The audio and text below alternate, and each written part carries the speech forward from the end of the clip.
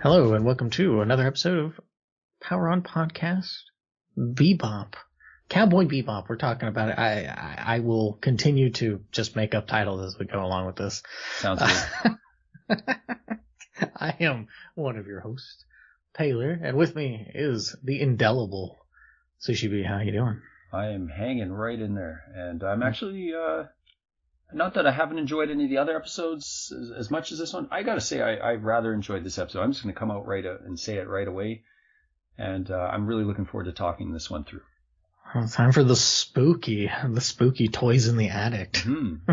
It's more kind of supernatural-esque episode here. It is a very unsettling episode. Yes, it is. It's just got an unnerving quality to it. Mm-hmm. I would say with that, is there anything you want to start off with? Like, sure. Is this? I mean, you're so gung ho about it. I am, yeah, sure. I'll pass the baton to you. Generally speaking, I'm kind of fascinated with the horror genre, but I wouldn't say I necessarily love watching horror movies and so forth. I like when somewhat I scare easy, I guess, when it comes to jump scares to some degree, but I just also don't find it that clever that often, right? When there's something to that effect. I like when when the spooky is constantly messing with your psyche, and it borders that realm of possible and impossible. That's kind of where my mind likes to go for horror. But then I also like horror comedies such as Evil Dead series and things like that, where it's just fun, right? It's just totally ridiculous and fun. Yeah. But I like this. Now, I know films are not a huge thing for you, but I kind of felt like this tried to really explore and almost pay credence to Alien, the first Alien movie, and a little bit of Evil Dead with all the point of view and the thing skittering around, and it's the kind of blurred red vision, for lack of a better word, and mixed in with some H.P. Lovecraft a little bit. I guess I did actually write Alien vibes. It did give me like Alien vibes because there's just that it's in space, it's in a spaceship. The blowtorch, and I guess it's been forever since I've seen Alien. I just know like the sense of foreboding. Mm-hmm. And I think that's probably why you also tie in the Lovecraftian bit, because it's just this foreboding dread that maybe sometimes pops up. And when it does, it's right in front of you, but it's so beyond what you see that it's just kind of like, oh no. I really found it, especially in the last moments of the episode, though, when Spike opens the fridge and how it's like all just slime and the thing that's inside, you don't really get a good idea of what it is. Like, it's this growth, and it really reminds me of some kind of Lovecraft. Like, I know a lot of people think of Lovecraft as like tentacle creatures and stuff, but that's not only. There's a lot of like these weird anomalies from space and things like that, and that's where I get that vibe of like when he's opening and it's making that disgusting like squishing sound, and then even just how the thing is like shot out into space and the slow motion turning and stuff. There's just something Lovecraftian about that to me. Okay. And then that's like kind of how the alien gets dispatched, right? Because in the movie, they're like trying to use those flamethrowers to torch it. I can't remember the ship's captain's name, but he's going through all the ducts with the torch, the blowtorch, or the flamethrower or whatever. And then at the end, like how it gets blown out the air duct, kind of similar to this. Mm-hmm. And I think it shows up in Space Dandy episode 1, if I remember correctly, because you have to have a tie-in, I guess. But sure, I guess. Yeah, like when it comes to horror itself, horror for me is I'm not into the campy stuff. Mm-hmm. So I honestly have never seen any of the Evil Dead. I know of some of the quotes, this is my boomstick kind of thing. Yeah.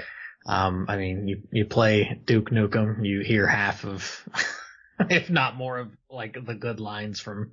If it's not from a Rowdy Piper movie, it's from Evil Dead. Yeah. What's that one, Evil Frog or something? what's that one? Goes to Frogtown. I can't. Oh, well, okay. That one with Billy Blanks. I can't remember now.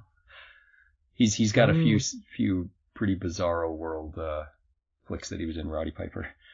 Okay, yeah, I'm not aware of that. Evil Comes to Frogtown or something like that.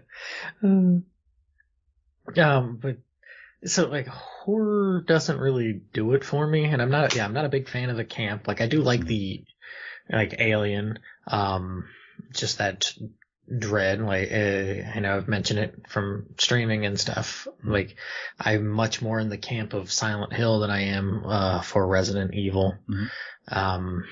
Just something about the more like psychological aspects that can get into it, but then I'm also not like a big person into getting lost in the weeds when it comes to trying to psychoanalyze things.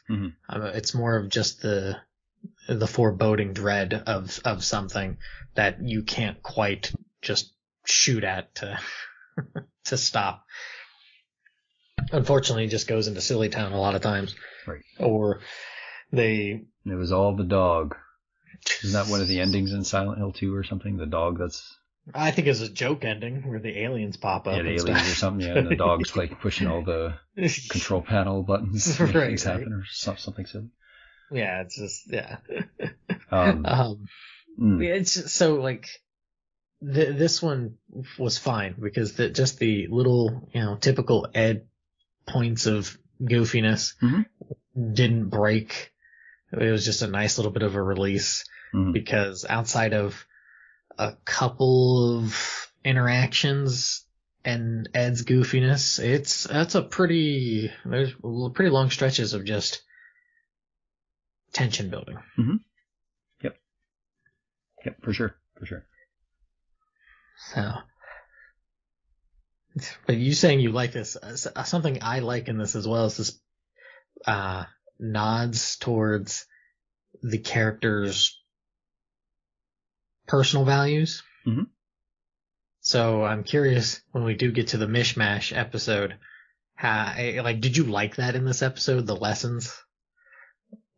Yeah, I don't mind. I don't mind it. It doesn't. Well, I'm just thinking. Like, I'm trying to think in the whole context of it all. I think I'm more in the camp of it. For me, as you said earlier, I think it's the atmosphere, it's the tension of this episode. Like the lesson stuff is fine, but I just like the overall, just general tension of everything, and it continuing to amp up. And I don't really find that the lessons necessarily add or take away from anything. Well, I think if it's in the sense of, I know there's the goofy theory of, everybody actually died on this except for Ed kind of thing, that people throw out, which, whatever, that's, okay. It kind of works in that sense because it's the lessons we try to either bestow onto others or, try to justify and value our life, is we're giving out these lessons of, well, this is what I learned. And it's like, well, life is like an infinitely branching path of choices. So the game can be won in infinite number of ways. So, I just like the lessons because they were nice reflections on the characters, Jed is very, very staunch and, people who are trying to cheat off of others is eventually going to get their upcomings. And Faye's all about either be, deceive or be deceived, which is pretty in line with her character. Ed is Ed. Silly, just like kind of a bit nonsensical. Right. If you see a stranger, follow him.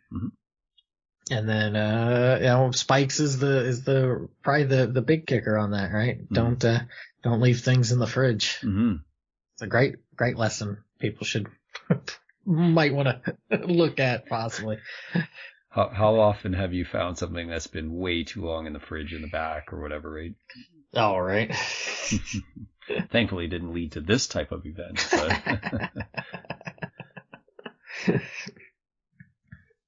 But yeah, that's a different element that's not even, it's really divorced from what's going on like just the mood of the episode, but I don't know, I liked it. It doesn't jar or like clash with it, which is something I found really interesting. And it may be just because of how briefly they're introduced and whatnot, but yeah, it's something I appreciated.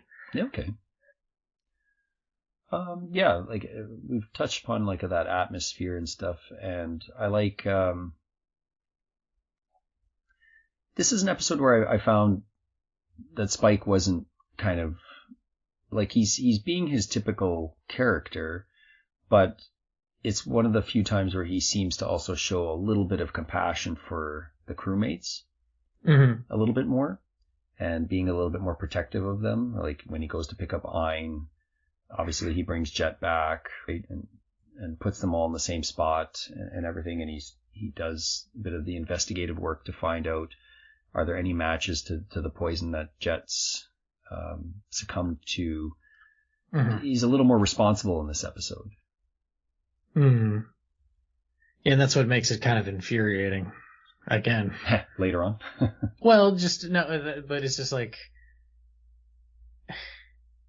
somebody who it's like, here's somebody you can do these things, but I'm not going to do them because I'll just have somebody else do them. Or somebody else is doing them, so I'm good. I'm just going to, and it's like, oh, you.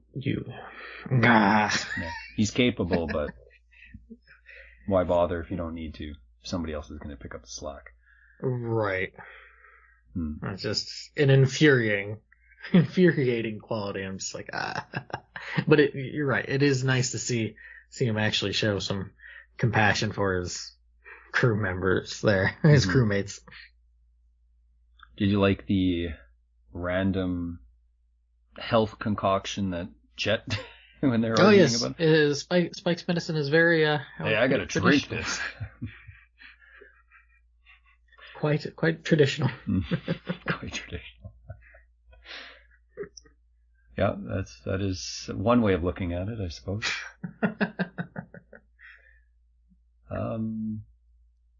I got another one in mind, but do you have something else you want to touch upon?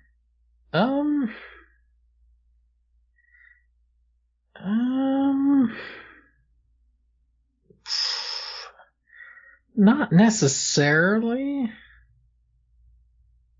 Yeah, I don't really have nothing like bad per se, but yeah, I can't really think of anything else that I really stick out that I'm like, yes. Okay. I like that the music takes kind of a step back in this episode a lot, which we haven't seen up to this point, right? The music's actually a little bit more front and center, a little bit more in the forefront with how the action scenes play out and so forth. So it certainly helps with the overall atmosphere by really toning it down for this one and not trying to be like we could have had this huge jazz number while the thing was chasing Spike when he picks up Ein and stuff. And I'm glad that they were wise enough to kind of foresee that that's not probably going to be an appropriate way of presenting these sections of the episode. Yeah.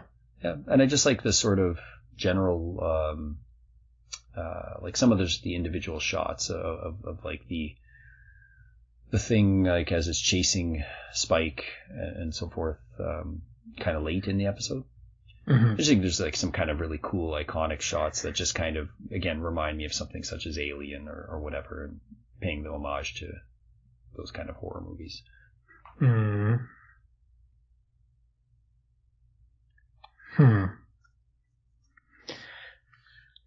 Yeah, I do like those. I guess you call them like set pieces. I guess so. Some of the just stills of it, and just some of the. It's nice to see the inside of the Bebop a bit more. Just different areas. Yeah. I don't know. It's not like I dislike this episode, but I feel like it's just a very like dense, small piece. If that makes sense. There's not a lot of superfluous stuff going on. No, it's very much like a one shot again. just like some of the other episodes, and even maybe more so. It feels kind of removed from the full slate of episodes. But I know there's another one that's coming up that's got a bit of leans more into that horror vibe. That's sort of coming up soonish, if I remember. I don't know what episode number. It's a little. It's got a bit of that supernatural like horror vibe to it. Right. That we was had it earlier, right, with the episode with Zebra and Giraffe. Mm-hmm. We had that episode have a bit of that supernatural kind of uneasy vibe as well. But this one leans a little harder into the horror, and I just found it was a nice change up from what we've had come up to this point. Mm-hmm. And I like that this being a bit more of a one shot that leads into the next two episodes. I think its placement is good in the chronology. Sorry. Mm. It's just a bit of a soft step before you get into two heavy episodes. Yeah, it's that. Plus, it's just off the heels of really kind of painting a pretty, not a completely detailed, but a fairly detailed look at one of the characters there. Mm-hmm. Mm-hmm. Yep. So it's nice to kind of sandwich it between those. So that might also make it more pronounced in its one-offness. Yeah.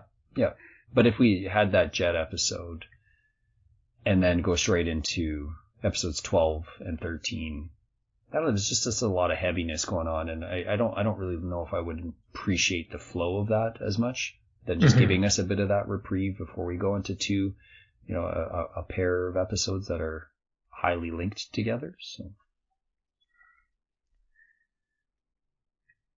maybe I do know that they really need to work on their financial responsibilities. Yeah. Be a little bit more fiscal. Yeah. Aware. Because, I mean, it's hard.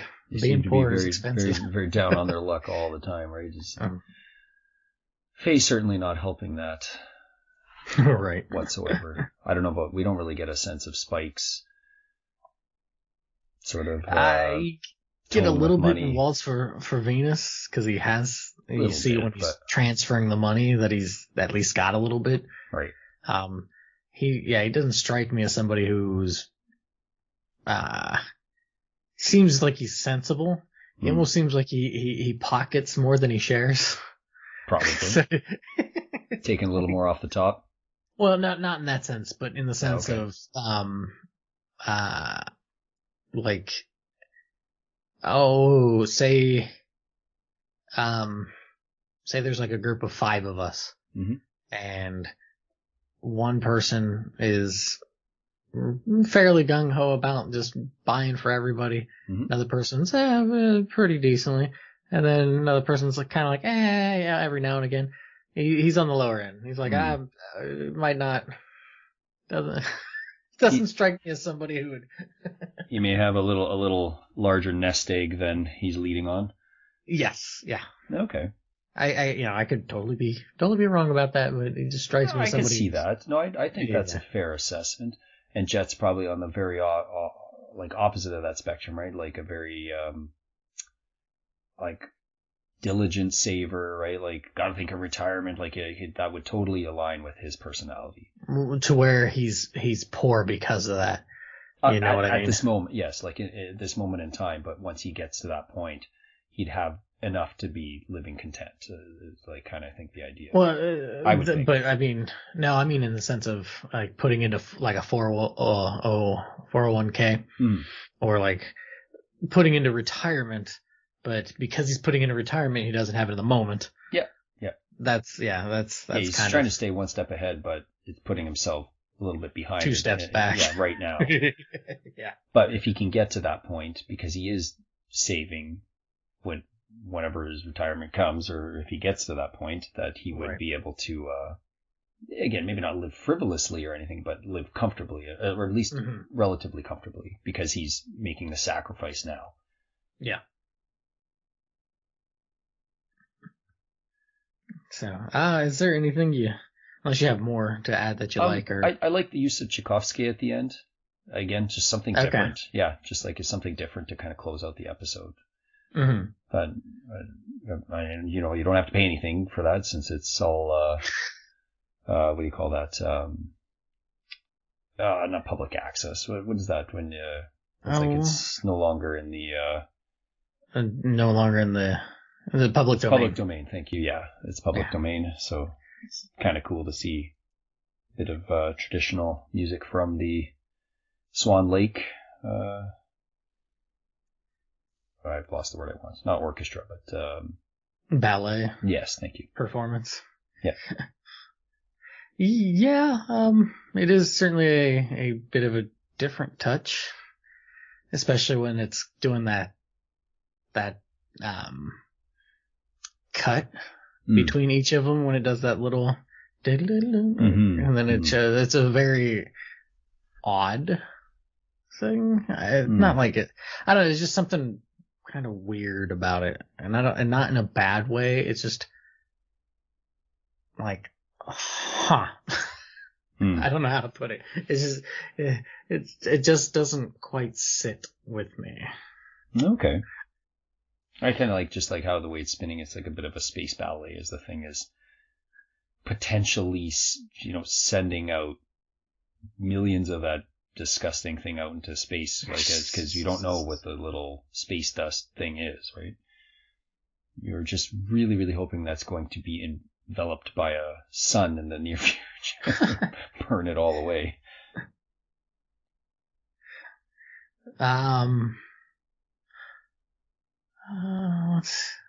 I guess another thing I'd add, I do like the countdown sequence and that sort of thing. I mean, I know it's not anything super major, but I think this also adds into Spike actually does know how to do things with the Bebop and not just be a passenger on it. Because I think it's one of the few times he's actually doing anything with it. So. Yep.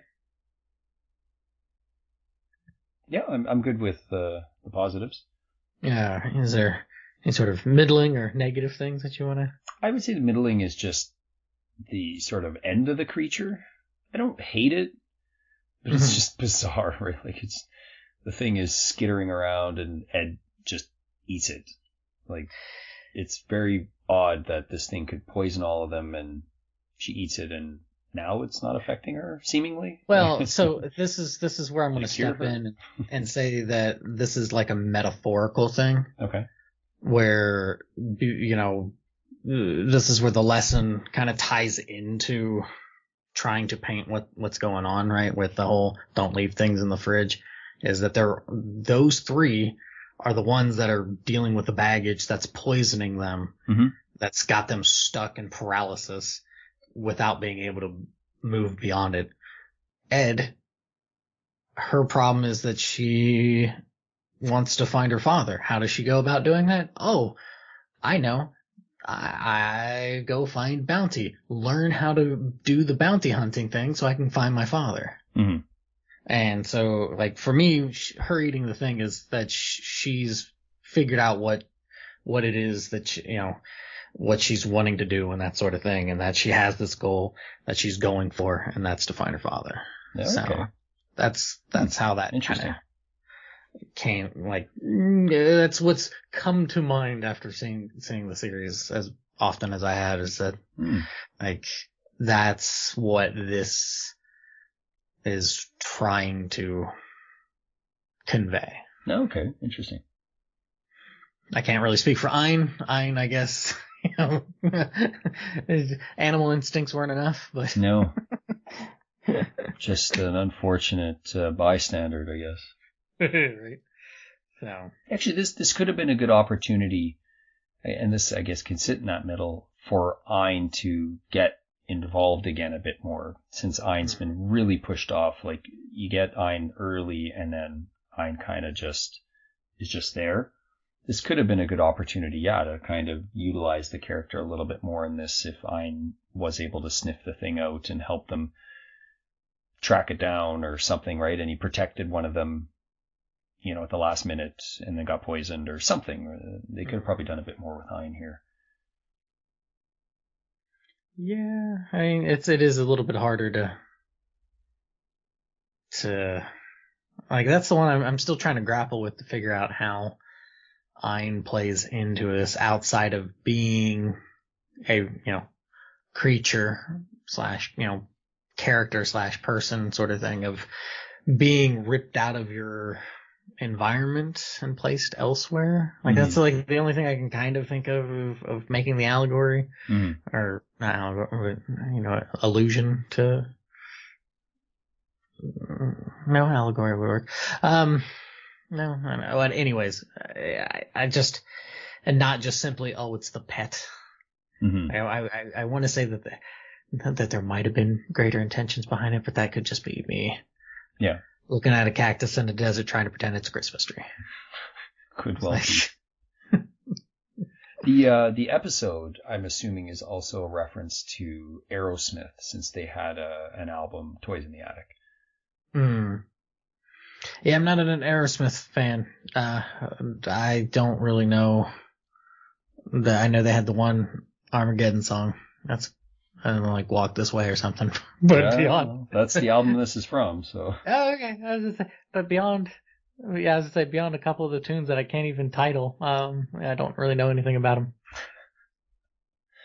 Fair enough. Yeah, I'm assuming that's the, like, just taking a stab at it, but I'm guessing this is why where the title for the episode comes from.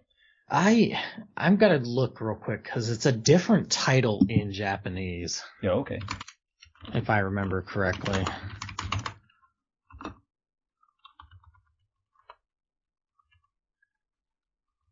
This album has a kind of joke track on it as well, big 10-inch record. Yeah, it's what is it? Yamiyo no Heavy Udoku, Heavy Rock in the Dark Night. Yeah, okay. That is the title. Oh, I like both of those titles for, in a different sort of way. Yeah, so. Yeah, could be which could be in reference to. Oh, okay. No, wait. No, that doesn't really. I think that's what the Japanese titled it. Dark Night Heavy Rock. Which is why it got. Maybe that's. I don't know. That's all good. Sometimes when it just comes to the translations, they just want to find something that might be a little bit more recognizable to some. Well, I would say the thing is, though, is that I think outside of this one, all the other titles are one for one. I could be wrong, but like they are pretty on point. Nope, come on. There we go.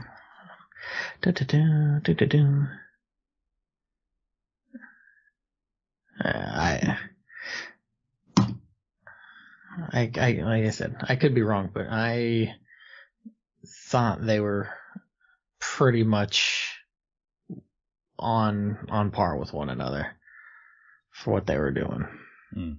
Okay, well, it's all good. I don't really have much more I'd like to necessarily jump into, but there was something I noticed. Well, actually, I have a quote. I guess it's a back and forth between two characters. If you have anything else before maybe I jump into that. Nope, you're good. Okay, well, I like when Spike had come back in after Jet had lost his trunks. And he says, you could at least give him his clothes back. And she's like, I'll rent them to him. Greedy, aren't we? I consider it enterprising. Poor Jet. But Jet should know better than to try to gamble with Faye. Well, that's the problem with him. He's too trusting. Yeah. I like the one line, like when Spike's telling Ein, like, where's your animal instincts? I like that line. So like the one where there's the it's like oil or something drips or some sort of liquid, and he points to it and he's like, "Don't do that," because I do that kind of thing with inanimate objects. I'm like, "Stay there, don't fall." I think that's also a reference to Alien when the what do they call the acid from the the alien spit, like the cosmic acid or whatever it's called, and and it's burning through the ship, and it's kind of similar to that. Gotcha. Any other lines there? Not necessarily. Well, not necessarily, but I do also like when Jet wakes up, like he's poisoned, so he's not talking. But when Spike's listing off all the possible diseases and stuff that he might have, and he's just like the look on his face. Ebola. Yeah, he's not too cholera. Not too impressed with the possibility of some of those being his condition. Right. But that's kind of weird how he's sort of awake, but then, he's gone after that, right? He's just completely passed out after. And he gets incapacitated. Yeah. So, this episode does not end with a "See you, Space Cowboy." Dun, dun, dun. It just has the end at the very end. Does this play into this theory of everyone dying and stuff? Yeah. Okay. Yeah. Yeah, I didn't get that. It's just another one-off. It's weird that they changed it, but it was just like, okay, they're all dead. But how would it's any not the of first this time it was changed. Go in reverse all this stuff? I guess when we get to the very end, you're implying that what happens in the final episode did not happen, or did not conclude in that fashion. All of the other things are just. That's why I'm just kind of like I don't stop. Might be overthinking that one a bit.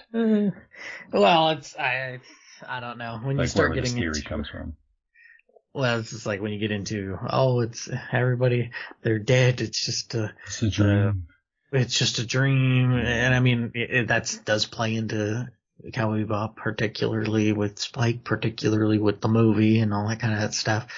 But it's just, it's just like, okay. All right. It isn't, to me, it's just as annoying as Kafka's Metamorphosis, where it's like, he just, at the end, it was at the end kind of thing, and it's just kind of having a dream we're having the goofs.